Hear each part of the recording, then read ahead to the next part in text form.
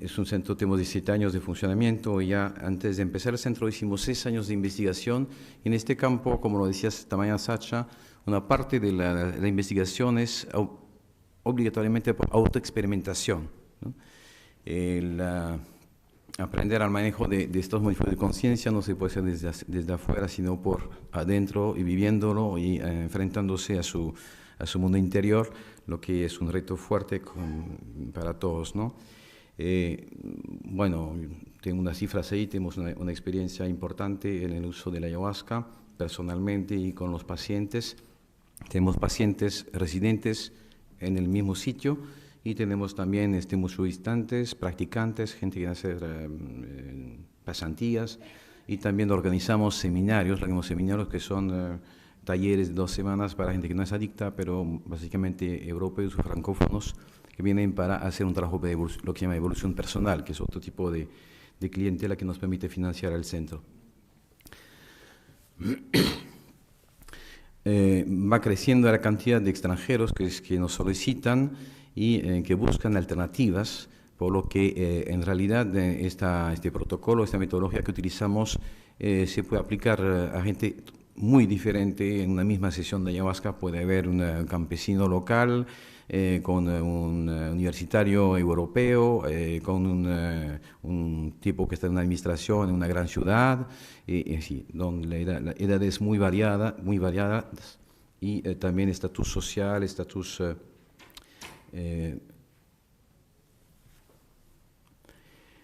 la ayahuasca, como hemos conversado con las otras sustancias, yo creo que el primer punto que tenemos que enfocar es que yo no defiendo el uso de la ayahuasca, no hago apología del uso de la ayahuasca, y que el reducir la temática a una planta, a una sustancia, a mi punto de vista no tiene sentido. Es como decir si el alcohol es bueno o malo. Bueno, no es una pregunta sin sentido. El alcohol ni es bueno ni es malo.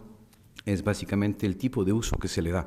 Entonces, más que todo es un uso que tenemos que enfocar, porque dice que la ayahuasca es buena para tratar la adicción o para tratar cualquier otra cosa, no tiene sentido si no se determina cuál es el contexto, cuál es la preparación, qué tipo de pacientes, qué protocolo, en qué frecuencia, etcétera, etcétera. Entonces hay un conjunto de elementos que hay que tomar en cuenta. Si bien planteo a la ayahuasca ahí como eje central, porque es el tema un poco de esta conferencia. Sin embargo, hay que ubicar que eso es dentro de un contexto, un dispositivo terapéutico que es mucho más amplio y que comprende otras plantas. Nosotros manejamos habitualmente unas 40 plantas en forma habitual, dentro de las cuales hay 3 grandes grupos de plantas: las plantas de limpieza, de depuración, purgativas, vomitivas, que van a provocar una eliminación física fuerte. Sin embargo, esta eliminación física siempre la vamos a hacer en un contexto ritual, en lo cual la eliminación no se vuelve solamente física, pero es acompañada de efectos psicológicos y efectos que siempre ponemos en este vago término de energéticos, porque no tenemos otra palabra por el momento, pero creo que me entienden, que comprende efectos espirituales o de conciencia. Entonces, cuando se utilizan las purgas, yo, por ejemplo, utilizaba una planta que se llama Yawarpanga, es una aristoloquia. Al inicio pensé, como buen occidental, que una purga hay que tomarlo y uno vomita y se limpia de las toxinas de la droga y punto. Después he introducido, en base a mi propia evolución, un ritual, el ritual alrededor del uso de esa planta, y vemos que con la misma planta, la misma cantidad, las mismas condiciones, etcétera, ¿no? El efecto, la gente que vomitaba más o menos después de 1 hora, hora y media de haber tomado la planta, ahorita vomita a los 20 minutos, media hora. O sea, se redujo el tiempo sin que haya más cosas que utilizar la parte ritual. Y el efecto es más poderoso y se termina mucho más rápido la sesión. Entonces, realmente cosas que así se podían medir. Hablamos esta mañana de medición. Son tipos, por ejemplo, una cosa así podía permitir hacer en doble ciego una purga sin ritual y otra con ritual y medir el tiempo, por ejemplo, ¿no? Las plantas de dieta, le colaboró también esta mañana Sacha, que son plantas maestras que tienen efectos psicoactivos que no son muy manifiestos cuando se toman en forma ordinaria, pero cuando se toman en ciertas condiciones de alimentación, de abstinencia sexual, de aislamiento, de preparación, de ritual, etcétera, van a tener un efecto psicoactivo bastante fuerte, a veces intenso, y que necesitan condiciones de cuidado muy estrictas. Son plantas muy eficaces y también muy peligrosas si no se sabe manejar.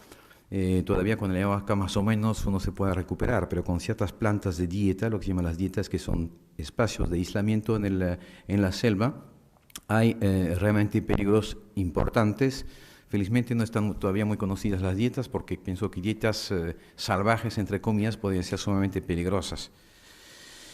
Entonces usamos con esas plantas de poa de dieta y la ayahuasca, que es importante, que es necesaria en nuestro protocolo de nosotros, pero que no es suficiente. De hecho, yo pienso que solamente tomar ayahuasca para curar una adicción, en términos generales, porque por supuesto siempre puede haber excepciones, pero en términos generales seguramente no sería la mejor indicación. Posiblemente se va a producir una especie de colección de experiencias, pero que si no están acompañadas de una estructuración en la psicoterapia por una parte y de otras plantas, no va a funcionar. Si ustedes miran el ayahuasca, es una liana, una soga que trepa y que necesita un árbol de soporte para poder verticalizarse. Digamos que de manera metafórica es una planta de energía femenina que responde a estructuras o funciones psíquicas femeninas, y que necesita un soporte masculino. En la masculinidad encontrarán casi muy pocas mujeres que son maestras en ayahuasca, porque la planta siendo femenina entra muy fácilmente en la energía, si se puede decir, en los efectos psíquicos de la planta, y por lo tanto no tienen un control masculino estructurante, no sé que hay un hombre que está ahí atrás, pero control de las funciones psíquicas masculinas y se pueden desbalancear fácilmente. Los curanderos dicen eso rápidamente, en una fórmula muy sencilla, dicen las mujeres aprenden muy rápido con la ayahuasca, pero se torcen también más rápido que los hombres, ¿no? Se torcen, sino que se desequilibran. Y muchas veces van a ver que los grandes curanderos en realidad tienen una mujer que está atrás, que a veces es la verdadera curandera, es la que está ahí actuando, pero el que está en la vitrina y que hace los actos, los gestos visibles es el hombre, es la mujer que es la curandera, ¿no? Que tiene el poder.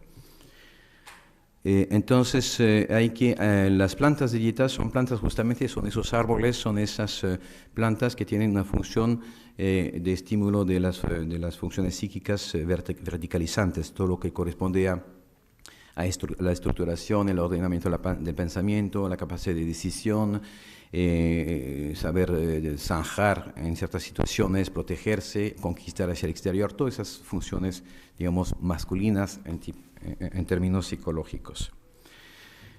Por lo tanto, en las plantas, que son todo un conjunto, hay otras plantas que no he puesto aquí, pero que son lo que llamamos sus plantas de contención, para darle un título, que son las plantas que se utilizan el día a día. Todos los días los pacientes van a tomar plantas para tranquilizarse, para dormir mejor.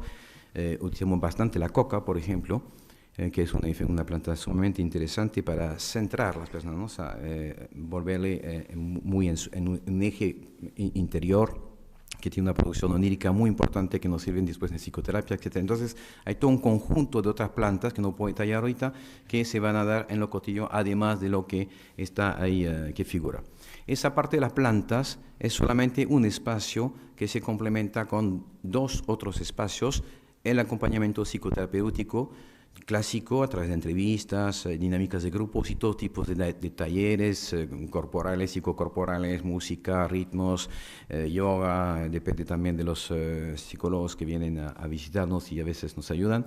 En fin, todo un conjunto para permitir la integración o trabajar el material que surgió durante las sesiones con plantas.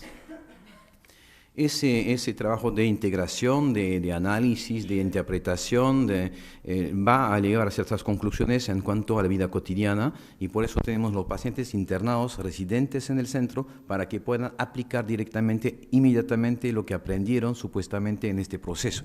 Entonces, si han visto que tienen, por ejemplo, que trabajar más el cuerpo, vamos a ver si realmente pueden hacerlo concretamente, si tienen que trabajar más la relación con los demás, más el cuidado personal, más la comunicación, en fin. Entonces eso se va a actuar entonces, inmediatamente en la vida, en la comunidad terapéutica, es una estructura de comunidad terapéutica, Y por supuesto, dentro de, de esta vida comunitaria surgen problemas, dificultades, conflictos que van a ser inmediatamente trabajados con sesiones de plantas, donde hay una acuidad particular para poder ver cuál es la problemática subyacente a esos conflictos, incidentes y dificultades, y sucesivamente esos tres espacios se van retroalimentando constantemente. Entonces es importante ubicar eso, que las plantas, la ayahuasca es una de las plantas dentro de un conjunto y que el conjunto de las plantas es un elemento dentro de una especie de trípode terapéutico donde hay también la psicoterapia clásica o menos clásica y la convivencia o la vida en común.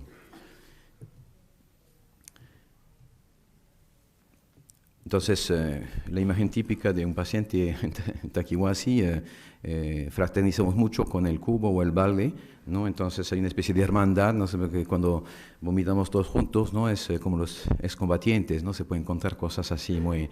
Y notar que todos los terapeutas, por supuesto, para poder acompañar a un paciente, tienen que pasar por el proceso. Si ve que hay muchas sesiones de esas, el psicólogo puede estar al costado del paciente vomitando en su propio cubo y eso le crea una especie de fraternidad o de posicionamiento muy diferente en la relación terapéutica.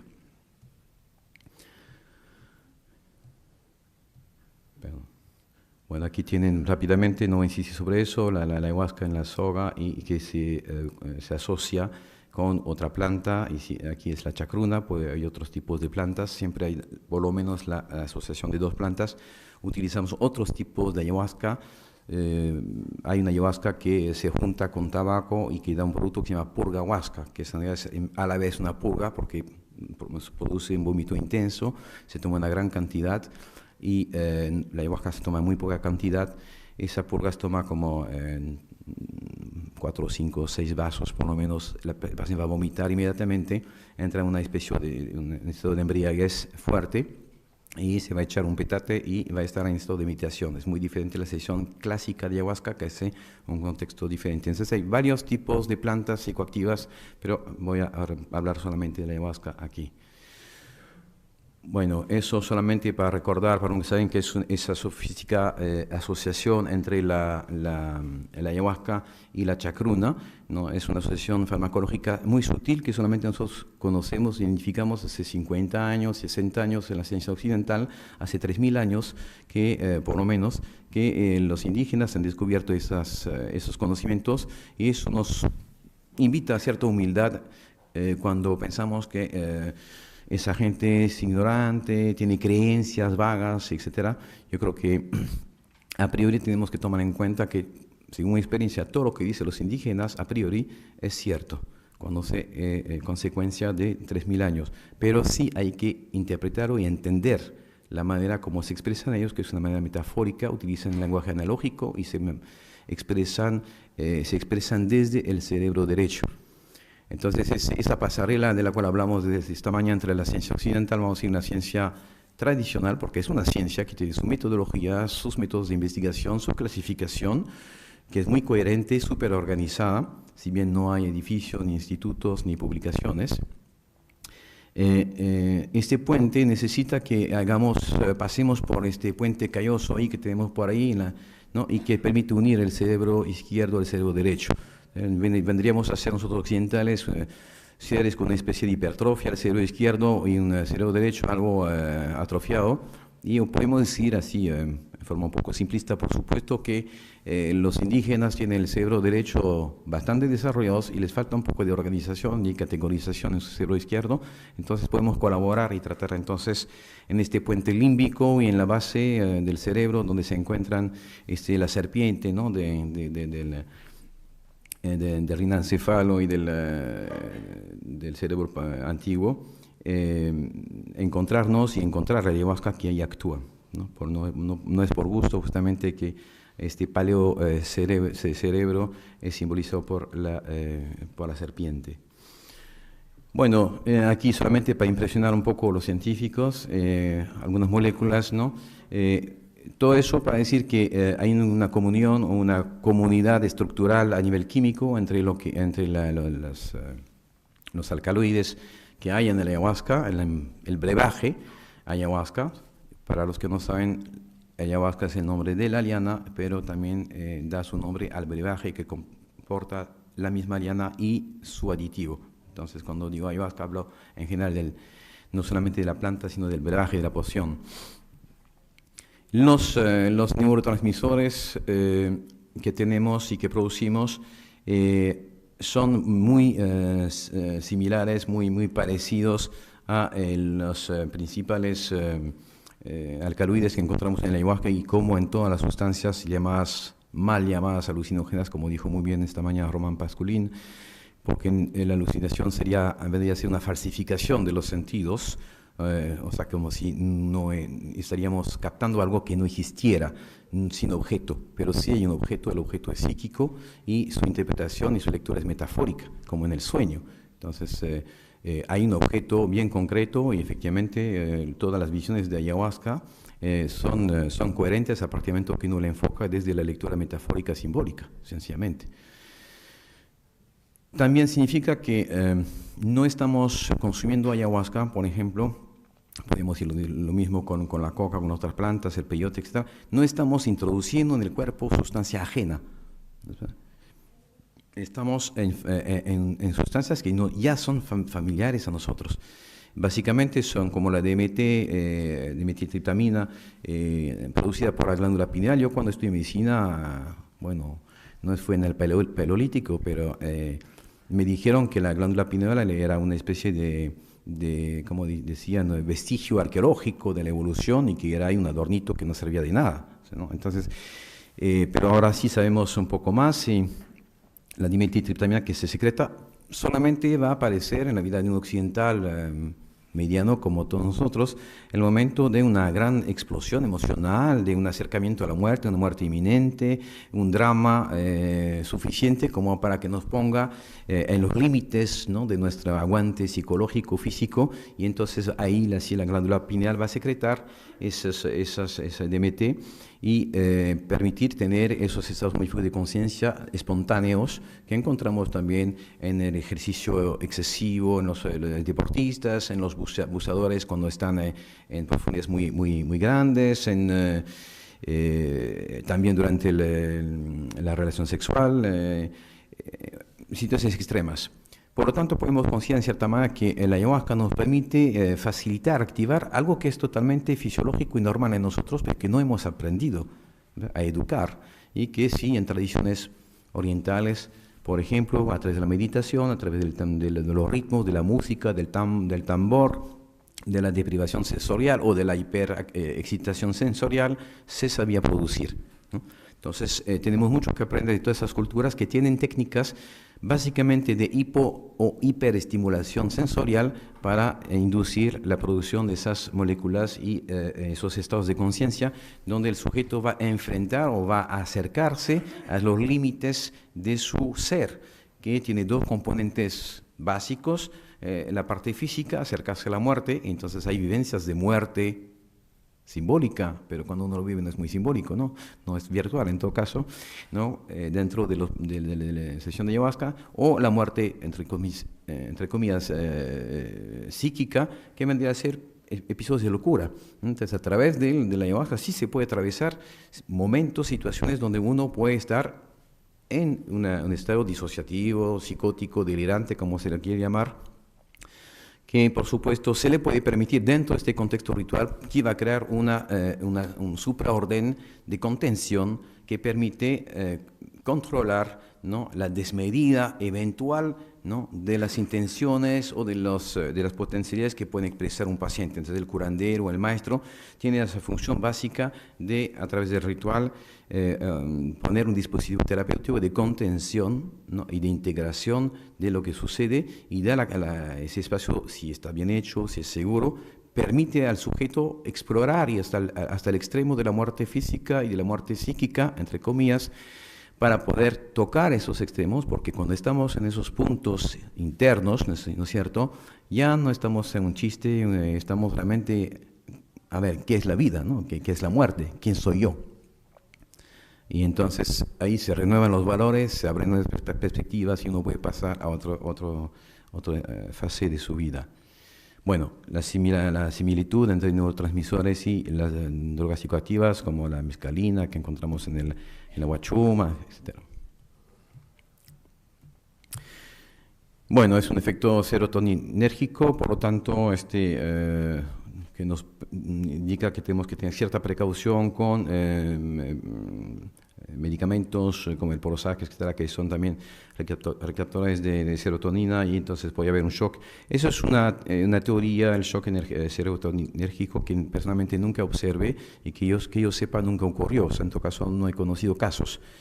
Pero siempre tenemos tener, es bueno que haya esa convergencia obviamente de la ciencia occidental y la ciencia tradicional para poder detectar eventuales problemas o en base a alimentos que, como ciertos quesos, etcétera, que podían tener efectos que se sumarían a los efectos de la ayahuasca. Hay un uso terapéutico tradicional también, aquí pueden ver solamente ayahuasca para adicción, pero también la parte del Parkinson, es un vermífugo. Yo no tengo malaria desde que tengo malaria cuando estoy en África. Cuando tomé finalmente productos de prevención me dijeron que había que tomar, entonces me sometí a tomar y ahí sí tuve malaria. Y después tomé la ayahuasca y desde este momento ya terminó. Es un antimalárico muy bueno. Bueno, estimula el sistema inmunológico, etcétera. Entonces, hay efectos que merecen estudios más profundos. Existen ya estudios, por supuesto, pero de hecho hay mucho que explorar todavía en lo que es la parte física, fisiológica, etcétera, química. Lo que hay que subrayar es que, como todas las sustancias ya más visionarias, a partir del momento que hay visión, no hay adicción. ¿Sí? Y a partir del momento que hay visión, hay una forma de conciencia que surge, aunque uno no puede entender el contenido de su visión, y en ese momento no hay adicción. Si usted toma jugo de tabaco, por ejemplo, jugo de tabaco en líquido, puede tener visiones, va a tener sueños, y no hay adicción al jugo de tabaco. A ver si hay alguna persona que conoce a algún adicto al jugo de tabaco. No hay. Pero si usted fuma tabaco, sí, pues puede haber adicción. Es la misma planta. Entonces, no solamente la planta o su química, es el tipo de uso. Y hay un principio ahí básico, vital, ¿no? Nos salimos del vientre de una madre, es una mujer, estamos en líquido y materia en oscuridad. Mundo de la matriz femenina. Vamos a transitar por el nacimiento y acceder a la luz y al aire. Pasamos a las funciones masculinas. Ese nacimiento biológico, fisiológico, físico que hemos vivido, tiene que ser seguido idealmente en la vida por un segundo nacimiento. Nacimiento de la vida psíquica, donde tenemos también que transitar de nuestras matrices psicológicas, culturales, familiares, nacionales, lingüísticas, etc., a otro espacio, ¿no?, que es estructurante, que tiene que ver con la ley, en el sentido muy respetuoso de esa palabra, no la ley social, pero la ley de la vida, el orden implicado, como dicen los físicos. Entonces siempre se transita de lo femenino a lo masculino en un proceso evolutivo, que es a nivel físico, a nivel psicológico o a nivel espiritual, donde hay que ir hacia el Padre Celestial, en cierta manera. Para hacer este procedimiento con una planta que sirve de soporte y apoyo, también ese mismo procedimiento se tiene que utilizar las plantas psicoactivas primero en su forma sólida y líquida. El salto inmediato a fumar, entonces vale especialmente para el tabaco y el cannabis, es un error fundamental en la lógica y de la iniciación. Antes de poder fumar tabaco, antes de poder fumar cannabis, que son dos plantas sagradas y de fuerte capacidad de desarrollo psíquico y espiritual, hay que ingerirlo en forma sólida y líquida. Y durante años compro un ritual y aprendiendo. Es muy complicado. Dominar la fuerza del tabaco es muy difícil. Es una planta mucho más potente que la ayahuasca, por ejemplo. Entonces, cuando el occidental quiere acceder de frente a dimensiones espirituales o psíquicas sin primero pasar por la integración en la vida cotidiana y las realidades que están aquí. Por eso yo creo que hay una gran fascinación por ayahuasca por su aspecto visionario. Cuando la gente viene a vernos, preguntan por ayahuasca, no preguntan por la purga, ¿no? Pero los indígenas que vienen a vernos quieren la purga, no les interesa la ayahuasca. ¿Sí? Tenemos un enfoque porque hay una fascinación por la imagen, la pantalla, no, todo lo que es visual nos fascina mucho, pero olvidamos porque vinculamos mucho no a la parte visual, a la parte de la conciencia, pero no a la parte corporal, como decía esta mañana Sacha. Que quisiéramos no tener cuerpos, idealmente ser mentes libres o espíritus libres, ¿no?, y deshacernos de esta carne que está por aquí.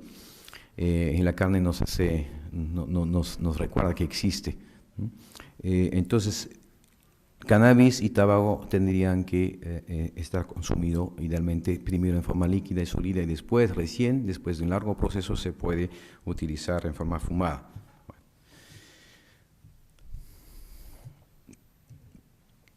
Bueno, en el protocolo de tratamiento que ofrecemos en Taquihuasi hay una fase, primero nunca vamos a dar la ayahuasca de frente, vamos a pasar por una fase de desintoxicación previa con plantas purgativas, vomitivas, sauna de plantas, baños de plantas, test depurativos, etc. En términos generales, el síndrome de abstinencia es rápidamente eliminado. Una semana, 15 días, en los casos más pesados, donde se suman medicamentos, fármacos, ¿no? Más consumo, ¿no? El paciente que está ya consumiendo cocaína y fuma un poco y toma un poco de alcohol y está con el cigarrillo y encima no tiene un tratamiento farmacológico que ya tiene que con el Levalium o con el diazepam y todo eso, y no funcionó, le ayuda, pero se volvió también adicto a eso, entonces allí es muy difícil hacer la limpieza y ir de forma más lenta. En general, en términos generales, en 2 semanas todos los pacientes ya superaron este síndrome de abstinencia, no necesitan ningún sedante, yo nunca utilizo fármacos psicoactivos, salvo en emergencias, o me he utilizado unas 10 veces en todo ese tiempo, ¿no? 10 pacientes, ¿no? Entonces es casi nada, ¿no? Por lo tanto, es importante también en la evaluación de los beneficios de la medicina tradicional o de esas plantas, ver luego en la evaluación si los pacientes que que se evalúan a los 2-3 años de tratamiento, están con sustitución con medicamentos o no. El ayahuasca no es un sustituto porque después del pasar por Taquihuasi les aseguro que los pacientes ninguno se va a atrever a tomar ayahuasca así por las puras y todas las semanas. Se toma más o menos un promedio una vez a la semana, intercalando las dietas, son más o menos 25 veces en 9 meses, hacen 3 dietas, son esos tiempos de aislamiento en la selva de 8 días, entonces una primera parte son 3 meses de preparación, 3 semanas de preparación, se entra a tomar ayahuasca, a la segundo, tercer mes más o menos se hace la primera dieta, ese primeros 3 meses el paciente espontáneamente con el trabajo con las plantas va a visualizar en sus sueños y en sus visiones su pasado, lo que está atrás, las maletas que tiene, las mochilas, no todo lo que no está resuelto, bueno, todo no, pero una buena parte. Los 3 meses que siguen va a venir espontáneamente la situación actual, ¿en qué estoy hoy? ¿Cómo me relaciono? ¿Dónde estoy? Se empieza a despertarse recién y estar en el aquí y ahora. Y los 3 últimos meses más bien va a orientarse hacia el futuro y dónde voy y qué quiero y cuál es mi proyecto de vida y cómo lo voy a hacer, etc. Entonces, más o menos, para hablarlo en forma sencilla, ¿no? Pasado, presente y futuro en tres espacios de 3 meses, que es el tiempo de una gestación, pero a veces también tenemos abortos. Siempre las plantas se utilizan en contexto ritual, salvo cuando se toma un tecito en la noche, pero porque el contexto ritual, yo creo que es el punto tal vez más difícil de entender desde el punto de vista occidental, ¿qué es un ritual? El ritual, yo digo que es un sistema de contención e integración que es interfaz entre el mundo visible de la manifestación, visible, concreta, y el mundo invisible. Es una simbología a través de gestos, cantos, etcétera, que es a la vez perceptible en esta realidad y que es coherente en la otra realidad. Porque pasar al mundo otro, al mundo del inconsciente, al mundo trascendental o como quieran, es muy fácil. Cualquiera se inyecta o fuma algo y está al otro lado. El problema no es ir allá, es volver aquí y volver enriquecido. El problema de la adicción es precisamente que la persona va a ir al otro lado y no tiene los instrumentos para volver a estar enriquecido de esto y se queda colgado en cierta manera y va a disociarse más y más. Todas las terapias con plantas siempre se presenta como un privilegio y no es un castigo. Un paciente que no quiere participar en una sesión nunca lo va a hacer y más bien cuando hay dificultad con un paciente que se le dice, bueno, no vas a participar en la sesión que viene, lo toma muy mal, o sea, prefería estar, ¿no? O sea, ellos mismos reclaman, inclusive las purgas reclaman las purgas porque ven los efectos. Y luego de las tomas de plantas siempre hay trabajo de integración después de las sesiones.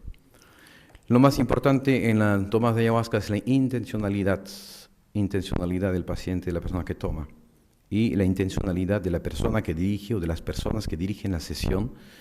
Es la consigna de coherencia, como he puesto aquí, la conciencia de coherencia que va a instituir la coherencia interna a la vivencia. Por eso el ritual no puede ser improvisado, no puede ser inventado, es una transmisión que se hace por la experiencia de los mayores, pero más que todo a través mismo del proceso de enseñanza, uno va a tener contacto con instancias psíquicas o espirituales, como quieren llamarlas, trascendentales, que van a indicar precisamente cómo se hace ritual para una persona precisa, porque el ritual tiene que ver con la energía misma de la persona que dirige. Por eso el ritual no se puede repetir o replicar stricto sensu, depende de la persona que hace el ritual. Sacha hace un ritual ahí, porque hemos compartido sesiones, tiene una forma de ritual y yo tengo la mía. No es que es mejor no hay es él y yo soy yo. Entonces, tenemos estructuras psíquicas, energéticas diferentes y es lo que vamos a ofrecer en contención. Es como una partitura de música, es la misma para todos, pero después depende del instrumento que se utiliza y depende del genio mismo de cada músico y de su experiencia. Por lo tanto, eso es lo más importante. Un paciente, una persona fuera del problema de oxímodo, que toma ayahuasca, que no sabe lo que busca, que no tiene una intencionalidad clara, mejor que no tome. Primero porque en lo mejor de los casos no pasa nada, y en el peor de los casos le puede recibir una gran cachetada que le dice, bueno, antes de hacer esas cosas reflexiona lo que tú quieres, lo que sea una buena curación también, ¿no? La intencionalidad es fundamental, por eso es importante nosotros la selección de los pacientes que hacemos es una selección en base a la motivación. ¿Qué buscan? El paciente que viene y que me dice, yo quiero ser chamán, sí es una muy mala intención. No es una buena indicación. El primer trabajo va a ser que venga para convencerlo de que abandone esa idea primero se cure. Bueno, sensibilidad, entrega, respeto, y estoy... bueno. Puede haber usos incorrectos, una experiencia luminosa significa, en términos jungianos, un poco el tremendum y el fascinans, cuando uno se va a entrar, confrontar, abordar esas fuerzas psíquicas, es absolutamente fascinante. Hay un peligro de fascinación y es por eso es importante también el ritual para no confundir la ampliación de la conciencia con la inflación del ego. Es decir, yo creo que el primer problema y peligro de la ayahuasca, y mucha gente que circula, y vemos más y más ese tipo de personas que circulan en la Amazonía, que vienen a tomar plantas por ahí y por allá, tienen experiencias que por primera vez ven la energía de la gente y perciben cosas, etc., y se apropian, en cierta manera, la experiencia, el ego se la apropia, ¿no? Y se siente que ya son curanderos, ya son chamanes, ya pueden poner las manos y no una serie de cosas así, y pueden hacer mucho daño. Y también puede hacerse daño y a veces hay algunos que encontramos en situaciones psíquicas lamentables y que vienen a tocar la puerta porque no saben dónde ir y qué hacer. Entonces hay necesidad de leer el material simbólico. La ayahuasca nos habla en forma metafórica, analógica. Si se toma en primer grado o lo que se expresa en la ayahuasca, pues hay una lectura peligrosa. Yo en mis primeras sesiones de ayahuasca, yo vi que tenía que matar a alguien si quería ser chamán. Entonces me hizo dudar porque no había pensado en este asunto, ¿no? No, bueno, o sea, yo me asusté mucho de ver eso. Claro, me tomó un tiempo pasar la parte metafórica, entendía que si alguien tiene que morir era una parte de mí mismo, ¿no? Por eso, sí. Y yo tuve efectivamente que matar algunas partes de mí mismo, ¿no? Entre comillas. Entonces hay muertes necesarias. La fascinación puede llevar a una especie de alienación, ¿no? Y donde hay una especie de disociación, como es el caso de la adicción, ¿no? Entre la conciencia ordinaria y la conciencia extraordinaria. Y finalmente en esas personas fácilmente van a entrar en la búsqueda de una contención interior, una figura paterna, básicamente que es muchas veces o casi siempre deficiente en casos de adicción, y son personas que muy fácilmente se pueden someter a sistemas de gurú, de secta y de cosas por el estilo. El otro peligro grande que he puesto en tercer lugar aquí es la exposición a fuerzas psíquicas autónomas, yo no sé cómo llamarlas, un curandero diría malos espíritus. Hay fuerzas psíquicas autónomas o fuerzas espirituales autónomas que encontramos en todas las tradiciones que se describen bajo la forma de ángeles y demonios, y etcétera, que efectivamente podemos experimentar. Y que puede ser también transmisión o herencias transgeneracionales de los padres, de los abuelos, y muchas veces patologías en adictos tienen que ver con transmisión patológicas inconscientes de la familia, y ahí quiere buscar esos parásitos en cierta manera familiares, pero también puede ser por todas las prácticas ocultistas, prácticas de magia, rituales mal hechos, pactos de sangre, pertenecer a sectas, etcétera.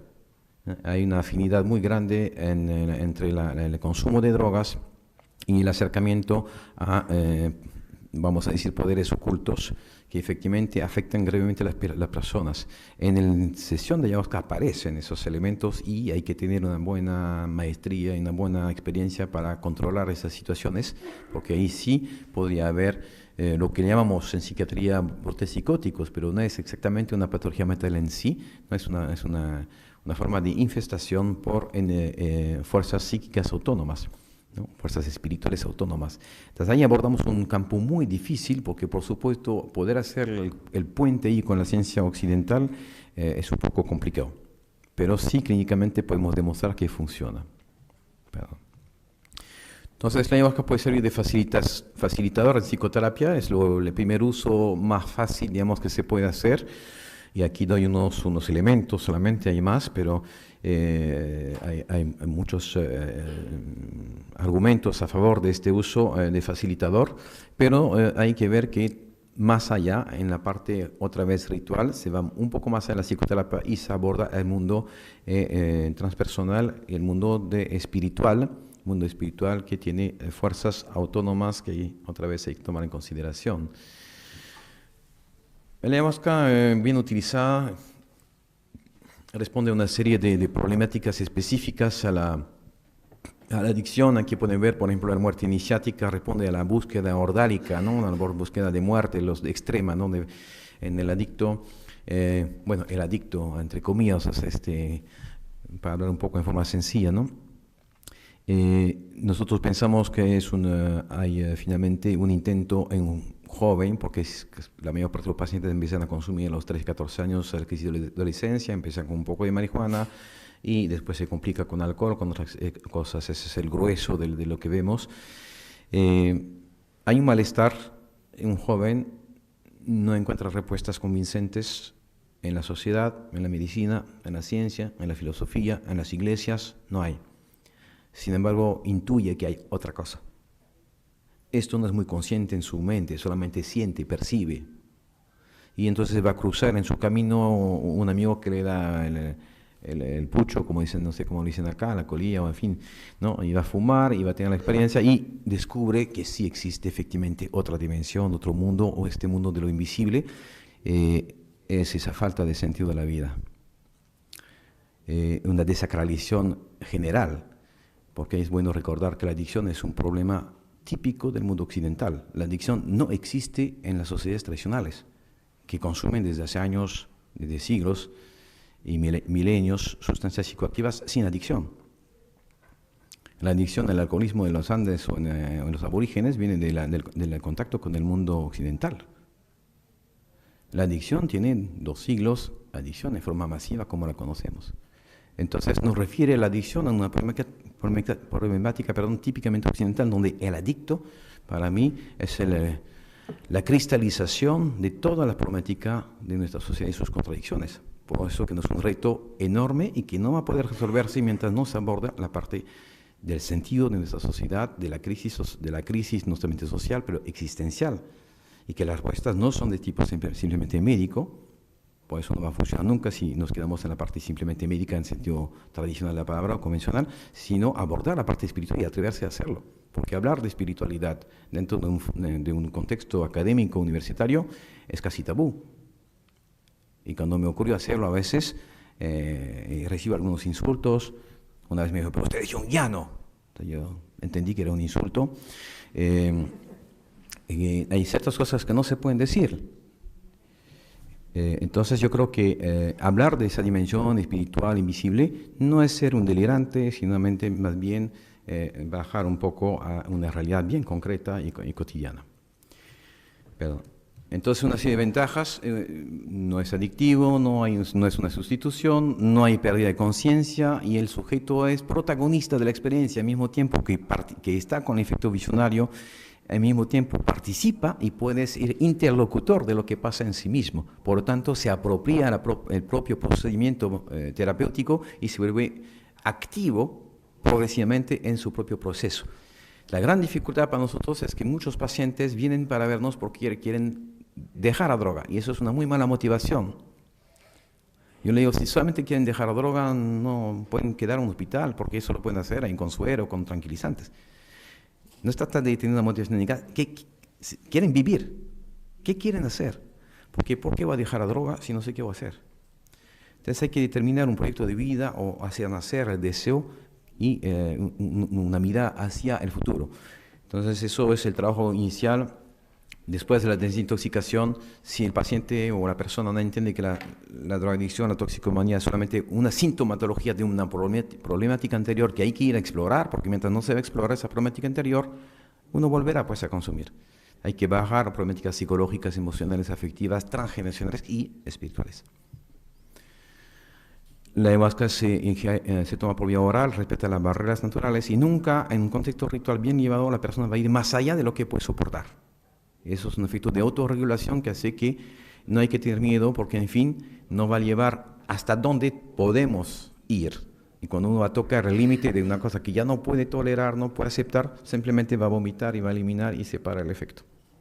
Entonces es una gran protección y de ningún modo esas sustancias tomadas en forma natural, no inyectadas, violentan, ¿no?, las barreras físicas y las barreras psíquicas espirituales. Entonces son muy respetuosas de la libertad del individuo. Bueno, también es muy poco interesante un uso lúdico de la ayahuasca porque francamente su sabor es horrible. Bueno,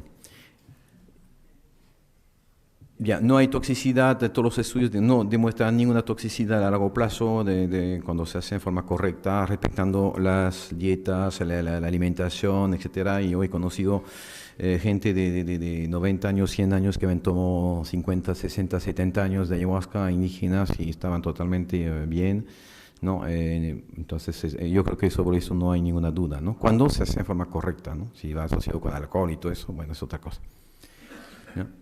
Es interesante, ustedes saben que tienen todas experiencias con el problema de la toxicomanía, que cuando se pregunta a un toxicómano, un adicto, ¿por qué te drogas?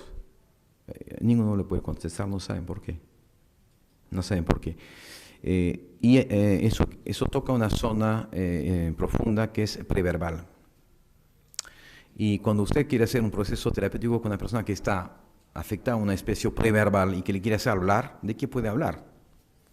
Entonces hay una limitante fuerte en todo lo que es las técnicas de verbalización y también personas que tienen simplemente una capacidad intelectual limitada, una capacidad cognitiva limitada, bueno. Entonces el interés de la ayahuasca también es que se puede ir a estas zonas sin necesidad de hablar, sin necesidad de ser un intelectual, sin necesidad de tener un bagaje. Y nosotros en una sesión de ayahuasca podemos tener un campesino, un universitario, un tipo cabalachino, francés, lo que sea. Todo eso no importa porque es una zona que se toca que es transcultural, se puede decir. Por eso el contexto cultural de la ayahuasca es solamente un contexto donde nació, pero es totalmente transferible a mi punto de ver. Y hemos hecho experiencias y sesiones con todo tipo de personas y no hay ningún problema, no hay limitante a este nivel. Si bien nació en un contexto cultural, bueno, nació en un contexto cultural como el vino nació en un contexto cultural mediterráneo y no impide tomar vino en China, ¿no? Entonces, es muy interesante a este nivel. Estoy con... bueno, la limitación es, rápidamente, es que para ser un buen ayahuasquero, un buen terapeuta, es largo, complicado, difícil y necesita una fuerte vocación.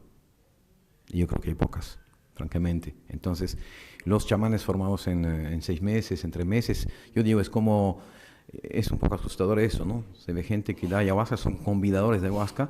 Yo digo, es como un estudiante de medicina que se va a emergencia, que asiste a 2, 3 noches en emergencia y dice, ya, ¿no? Abre un absceso, ¿no? Una uña, y después se pasa de frente a neurocirugía, pues ya sé. Entonces, trabajo en ayahuasca es el láser, donde, ¿no?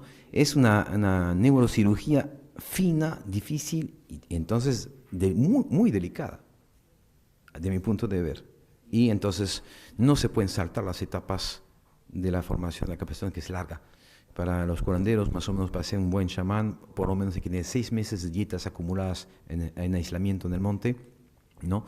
Lo que representa tiempo completo 2, 3, 4 años por lo menos haciendo solamente eso. Y nunca solamente con ayahuasca, siempre van con las dietas y con las purgas. Entonces no es tan sencillo, ¿no? Hay unas reglas muy estrictas de dieta, abstinencia sexual, etcétera. Bueno, normas, que es otra limitante porque precisamente los pacientes adictos son transgresores, ¿no? Tienen un problema con la ley y con el límite. Entonces siempre tenemos un poco de problemas, es que pacientes, por eso lo tenemos en residentes, porque si fueran ambulatorios, se toman plantas, pueden salir después de la toma de plantas, nunca se sabe si no van a consumir algo peligroso y puede haber efectos cruzados. Entonces, por eso tenemos los pacientes limitaciones solamente o contraindicaciones, grandes problemas de disturbios psicológicos o grandes patologías físicas, ¿no? Aparte de eso por eso considero que la toxicomanía es una especie de intento inconsciente de autoiniciación, que es legítimo en su propósito, de autocuración, pero que está mal conducido. Entonces nosotros decimos, bueno, usted que está adicto, quiso curarse, quiso autocurarse, está muy bien. A buscar una solución para su problema, para salir de su embrollo y encontrar salidas, muy bien, pero lo han hecho mal, porque no conocen la sustancia, no han sido acompañados, no se han preparado bien, etc. Entonces, ok, tú quieres ir a ver lo que hay ahí tras de las apariencias, tras del mundo de la manifestación. Ok, yo también lo estoy diciendo, vamos. Hacemos juntos, me sigues, te acompaño y me meto contigo a cruzar la selva, a enfrentar a los leones y bajar a los pozos.